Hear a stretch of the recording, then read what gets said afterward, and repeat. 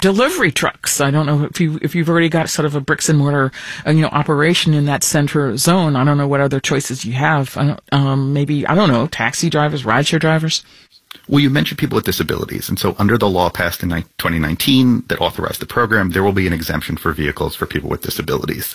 For delivery trucks, though, the benefit is different, because right now the estimate is that New York families and firms are wasting $20 billion a year due to congestion, and a lot of that money will be recouped by businesses that have better access to the core because of reduced congestion.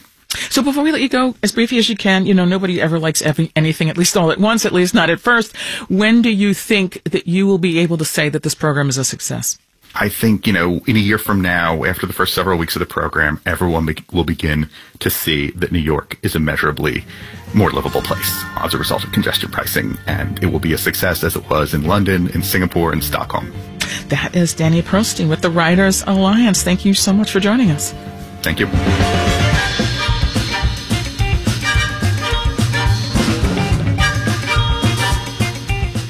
It's Morning Edition from NPR News. I'm Michelle Martin. And I'm Rob Schmitz. And I'm Michael Hill, 79 with some sunshine out there right now. Mostly sunny and a high of 90 today. And then tomorrow, mostly sunny and 89. Then Friday and Saturday, slim chance of afternoon showers and thunderstorms, partly sunny and the upper 80s. But today and tomorrow, no mention in the forecast of showers or thunderstorms. Thank goodness. We could dry out some. It's 8:50.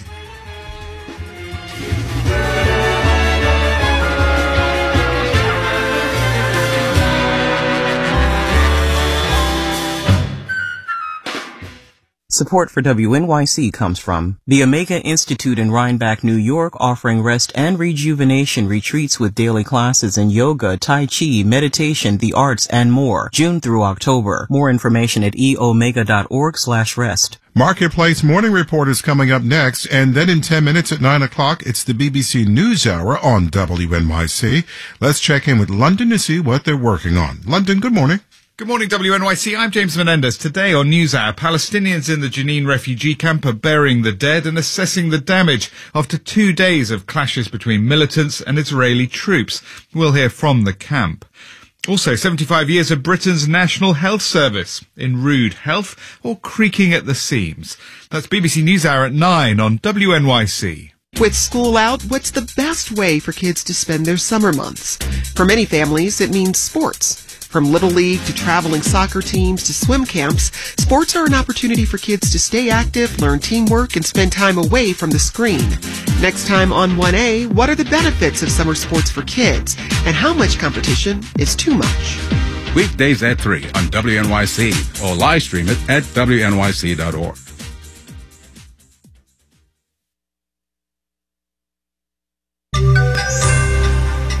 It wasn't just the weather delaying those holiday flights. Marketplace Morning Report is supported by UKG, an HR payroll and workforce management solution designed to help make a fairy tale workplace a reality. UKG, our purpose is people. I'm David Brancaccio in New York. We're still waiting for final numbers on people traveling for the holiday that just ended. For cars plus planes, the number of people traveling is expected to be the highest on record. And for air travel, it wasn't just weather contributing to cancellations and delays. There's a staff shortage. This includes FAA jobs and pilots. Marketplace's Lily Jamali has more.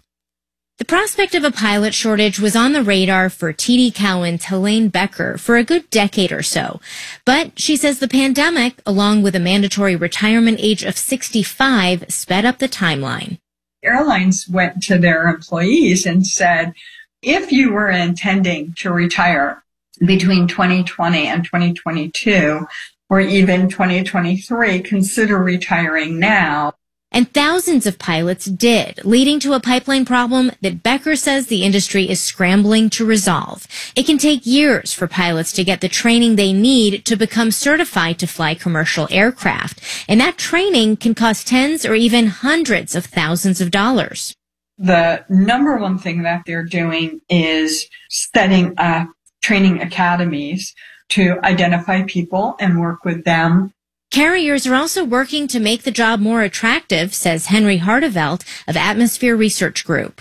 The airlines are able to recruit more people to be pilots by increasing their salaries, improving benefits. And that's working for both major carriers and regional airlines, he says, who've been able to hire about 10,000 of the 18,000 pilots needed this year. I'm Lily Jamali for Marketplace. Sunday through yesterday, flight cancellations were running between 28,000 and 32,000 a day. 1,400 flights were canceled on the 4th, according to FlightAware. By the way, the first number, 28,000, were delays. Markets, Dow and S&P futures are down 0.5%. NASDAQ futures down 0.6%, with hints about the economy and interest rates in Federal Reserve meeting notes that are due out today. Marketplace Morning Report is supported by Charles Schwab. The people at Schwab are passionate about helping investors. It's part of who they are. Learn more at schwab.com/whyschwab. And by UiPath, providing organizations the UiPath AI-powered business automation platform. More at uipath.com/marketplace. UiPath, the foundation of innovation. Now to data that highlight the amazing timing of some top corporate executives when they buy and sell stock. Maybe it's luck.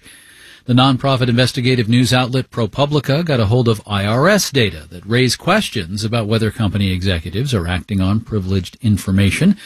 ProPublica reporter Robert Federecci worked on this. Thank you for joining us. Thanks for having me. So you got all this IRS data. You found that some executives demonstrate a talent, a knack, an impressive acumen for what? Yeah, so we have IRS data for thousands of the wealthiest Americans, and as part of that, we have their stock trading data over many years. And we can see executives and other well-connected investors trading in their personal accounts, their competitors, their partners, with incredible timing. Our most recent story looks specifically at biotech and other relatively small healthcare firms, and we found dozens of incredibly timed trades there, including by people who have personal ties to the companies they're trading.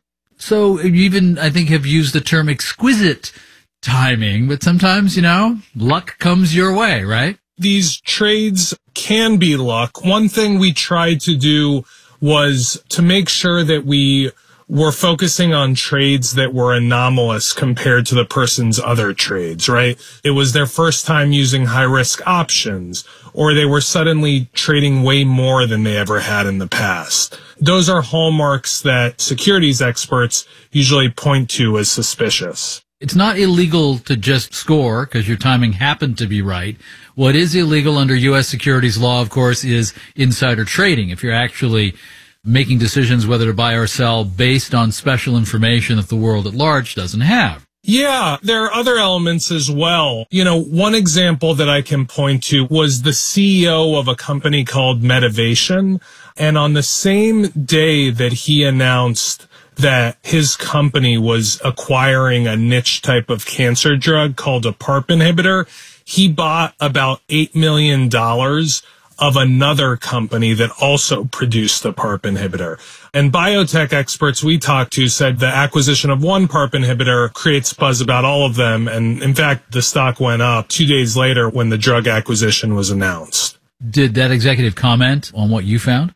His spokesman talked to us. They said that they believed that the news of the drug acquisition was not material and that his trades were proper. Are regulators thinking about taking some action based on what you found? So we have repeatedly at this point gone to the SEC. We've asked them about particular cases. We've also asked them about their enforcement priorities. Are they committed to examining whether executives are improperly trading the stock of their competitors and partners? They have refused to comment, so we don't know. Larger question here is about faith in the markets and if regular investors, have a shot at this if the top people seem to have an inside track in some way. The securities experts we've talked to, former SEC officials, former DOJ officials, what they've said is that the kinds of trades that we're finding in this leak of data are trades that should be scrutinized by regulators. And if, executives and other well-connected investors have sort of an inside edge that the normal trading public doesn't have, that could undermine faith that the markets are fair. Robert Federecci is a reporter with ProPublica. Thank you very much. Thank you for having me. And here's a number: 68% of us keep working while on vacation, more than two-thirds. There's a survey from Elevator, an online learning platform. When Newsweek needed a quote about the survey from the CEO of Elevator, he responded while vacationing with his family in Italy. And despite dramatically low unemployment, many workers are worried about warnings of recession and are not vacationing over the next few months. Others are worried about being judged by coworkers and bosses if they don't get work done while away. It's not a choice for many lower-paid workers who get no paid vacation at all. In New York, I'm David Brancaccio with the Marketplace Morning Report from APM, American Public Media.